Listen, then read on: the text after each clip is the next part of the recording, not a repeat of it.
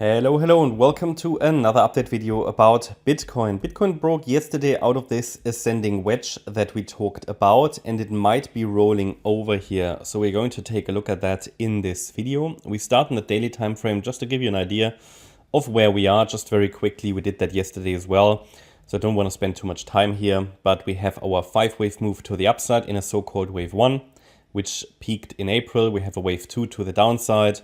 And we are now, at least as per this count, in a third wave to the upside. And that is a count that remains valid as long, or at least remains reasonable, as long as the price stays above $27,290, which is the 78.6 retracement level there in the green box, because a pullback at some point here now that is quite substantial is getting more and more likely. So, that means from a tactical point of view that it might make more sense to maybe take some partial profits, maybe hold a core position because it can still go higher short term. And Bitcoin always surprises to the upside and the downside. But we have, from a probabilities point of view, you could say that the larger pullback gets more and more likely. That would be a wave 2 pullback. And it could be in the region, of around 20%, 25%, it doesn't need to go down that much, but that's why we want to hold a core position. But in terms of buying new BTC, I would rather wait for the next deeper pullback, when we talk about it like that. But that is an individual decision. That surely depends on your own exposure, trading management, risk management, time frame, and so on. There are just too many factors. And this here is only the analysis. So you always need to look at your own individual situation, which is basically going to dictate when you want to buy and sell. That is not going to be the analysis that's going to tell you that. The analysis can help. You can identify turning points, you can identify the risk and targets and pullback zones and things like that. But the actual decision when you buy and sell has to do with so many other factors, like your own trading plan. And if you don't have one, get one.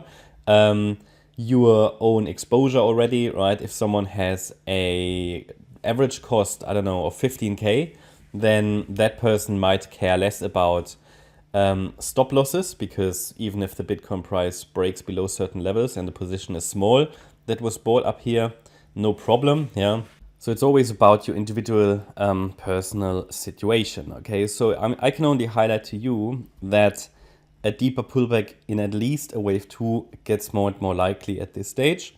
Yes, another extension is still expected on the smaller time frames. That would be ideal. But it's all about the risk, and that is what analysis can highlight. So the situation we're in is at the moment sort of towards the end of the wave 1 of a larger degree third wave. If the price just keeps going and breaks above 43K, this is sort of still the range here for the wave 1, between 38,270 and 43,000. If the price breaks above 43K, then it would rather look like a corrective rally, and we are likely going to see a much deeper setback afterwards. Okay, so we talked about that in yesterday's video as well. So let's take a look at the shorter time frame count. Just want to give you an idea of where we are in the greater context. Here you can see the 1 hour chart, and you see that technically the wave 1 could already have topped, and we're basically already in the wave 2 pullback. That is not very evident at this stage, but absolutely possible. But I need to see micro support break to see that with higher likelihood and to follow the path more clearly. So it could, for example, be that, if I make that a little larger, that the move down here of the high that was made in November, here the 9th of November, that this was an A wave. We had a high B wave. That's absolutely valid because the A wave was a 3-wave move. The B wave was a 3-wave move, and we're now coming down in wave C, and that could just simply be wave 1, wave 2, wave 3, wave 4, wave 5. And then we have an A, B, C structure, which means that if we now see an impulse down that breaks below 35,450, we can map the detailed structure for the A wave, okay, or for the larger wave 2. We'll see how far it gets us down, but this is certainly something that becomes more likely given the choppy structure here, yeah, and because this looks so much like a wave 2, so wave 1 down in wave C, wave 2 up, and now we could, see ourselves come down quite aggressively in a third wave. That's something I want to prepare you for, but there's just no way of saying what's going to play out, right? It's not, nobody's got the crystal ball. The analysis doesn't tell you if it's going to happen. What the analysis tells you is that the risk is there, and that certainly I cannot identify 5 waves up here, yeah, of the November low. I mean, not the November low, it's the 16th of November low. I mean, no, I can't. It's just not there. I mean, with a lot of imagination you can, okay, but it's not a valid, it's not a reliable count, okay. So with a lot of it, and then that would be wave 1 of this wave 3. So again, there are ways of counting it bullish and bearish. What is more important than the wave count is to watch for support, which is at 35,450, to avoid that deeper drop that I've just showed you.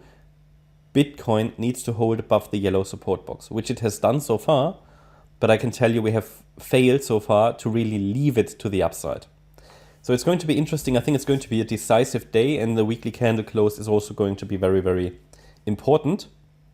Now, what happens if we break below that level? Then we can follow that pathway to the downside in wave C.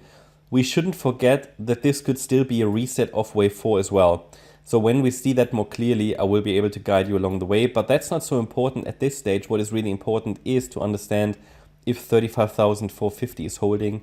A sustained break below that level will also mean we have broken below the trend line. So what I think is quite likely in the short term, because the market is a bit weak today, we might actually come down a little bit, maybe test the trend line again. In a bullish scenario, this would be a 1-2 setup somehow. I mean, even if this is just a 3-wave move, acceptable, because this could just be a wave 1 off wave. Oh no, it wouldn't. Oh yeah. Oh yeah. Well, it has to be all. It all has to be an ending diagonal anyway, right? Because it's a wave 5 of 1, and this is also a 3-wave move up. So okay, we shouldn't. We don't need to watch for impulses. Okay. I can only tell you that this is nothing I would trade. Okay. This is just not a scenario that is sort of giving us a great edge. I think that sort of is something you need to understand. This move to the upside is nothing I would really trade personally. It's just too choppy, and the probabilities aren't very clear there. That's my update about Bitcoin. I hope you liked the update. If you did, please hit the like button, leave a comment, and subscribe. And if you really like the content, then please check out the channel membership. Today we've got our member live stream at 5 p.m. UTC. If you're interested in joining that, then check out the membership. Links are in the description. We're covering a topic which is money management and risk management, and we're covering some altcoin requests that we collected from members throughout the week. Also, make sure that you follow us on Instagram and Twitter. You can find the links in the description. There's additional content there every single day. Thank you. Have a great Sunday. Bye-bye.